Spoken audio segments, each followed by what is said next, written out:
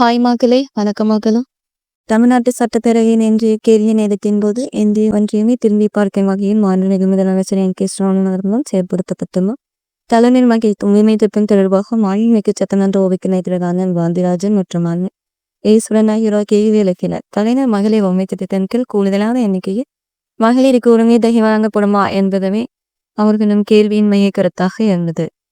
தமிழ்நாடு எங்கும் இது தொடர்பாக பெறப்பட்டுள்ள கோரிக்கைகளை மாண்புமிகு முதலமைச்சர் கவனத்துக் கொண்டு சேர்த்துள்ளதை எடுத்துரைத்தோம். நாம் முதலமைச்சர் அவர்களின் அனுமதியை கேட்டு தலைமை மகளிர் உரிமை திட்டத்திற்காகவும் இதுவரை விண்ணப்பிக்காமல் உள்ளவர்கள் புதிதாக விண்ணப்பிக்க நடவடிக்கை எடுக்கப்படும் என்றும் அது திட்டத்தின் விதிகளை பூர்த்தி செய்யும் மகளிர் அனைவருக்கும் உரிமை தொகை வழங்குவதற்கு 3 மாதங்கள் நடவடிக்கை எடுக்கப்படும் என்று நம் பதிலறையில் தெரிவித்தோம்.